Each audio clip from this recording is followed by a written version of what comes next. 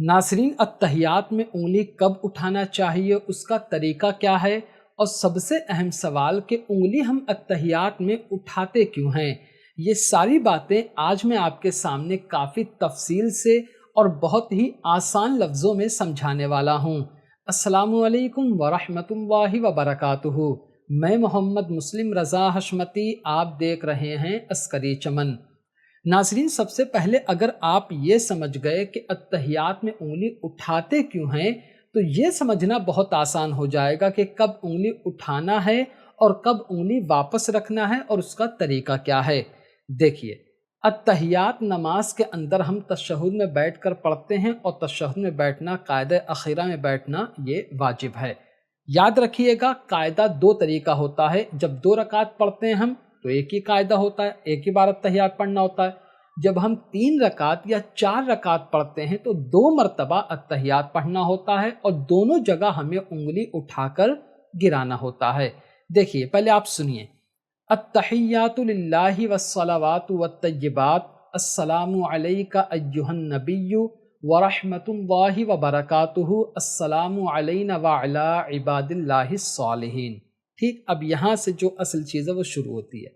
हम पढ़ते हैं अशहदु अल्ला इलाहा इल्लल्लाहु व अशहदु अन्ना मुहम्मदन अब्दुहु व रसूलुहु। इसका मतलब ये होता है कि मैं गवाही देता हूँ नहीं है कोई इबादत के लायक, नहीं है कोई माबूद सिवाय अल्लाह के, यानी अल्लाह के लायक, इबादत के लायक सिर्फ और सिर्फ अल्लाह रब्बुल इज़्ज़त ही की ज़ात है। ठीक है, अब देखिए, जब हम ज़बान से गवाही दे रहे हैं तो हम उंगली उठाकर भी इस बात की गवाही देते हैं कि इबादत के लायक सिर्फ और सिर्फ अल्लाह रब्बुल इज़्ज़त ही की ज़ात है।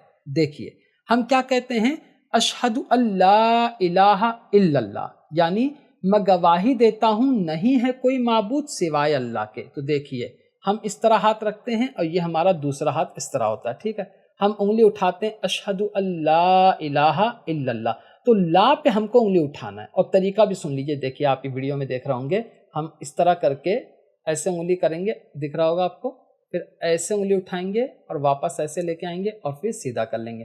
कुछ लोग क्या करते हैं, ऐसे ऐसे ऐसे ऐसे उंगली उठाते हैं, दिख रहा होगा आपको वीडियो में। तो ये तरीका सही नहीं है, जो मैंने बताया वही तरीका करना है। तो हमको उंगली कब उठाना है, अशहदु अल्लाह, मैं गवाही देता हूँ नहीं है कोई माबूद, इल्लल्लाह, सिवाय अल्लाह के। तो अशहदु अल्लाह पे उंगली उठाना है और इल्लल्लाह पे उंगली गिरा देना है। तो हम जबान से भी गवाही दे रहे हैं कि अल्लाह एक है और उंगली के इशारे से भी बता रहे हैं, शहादत की उंगली जो तमाम उंगलियों में सबसे अफजल है, शहादत की उंगली, उससे भी हम गवाही दे रहे हैं कि अल्लाह तबारक व तआला एक है, इबादत के लायक सिर्फ और सिर्फ वही है। ठीक है, ये तो हो गया कि हम अत्तहियात में उंगली क्यों उठाते हैं।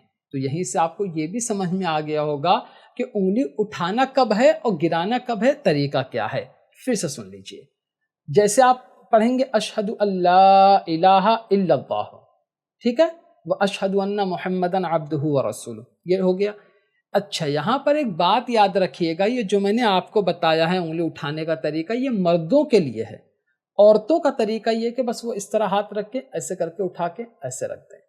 ठीक है, अब इसका ये मतलब नहीं है कि आप अगर नमाज में इस तरह उंगली उठाएंगे मर्द लोग तो उनकी नमाज नहीं होगी, नमाज हो जाएगी, लेकिन जो तरीका है हम उसकी बात कर रहे हैं ना, कि इस तरीके से आपको उंगली उठाना है और इस तरीके से आपको उंगली रखना है। तो उम्मीद करता हूँ तीनों बात समझ गए होंगे। नंबर 1, उंगली क्यों उठाते हैं, उंगली कब उठाना है, कब गिराना है, और सबसे अहम चीज़ कि उसका तरीका क्या है। तो उम्मीद करता हूँ कि ये सारी बातें आप काफ़ी बेहतर तरीके से समझ गए होंगे। फिर भी कोई सवाल है तो मुझसे ज़रूर पूछिएगा, मैं इंशाअल्लाह आपके हर सवाल का जवाब देने की कोशिश करूँगा। अब ये भी बताइए कि आप लोग किस बारे में वीडियो देखना चाहते हैं।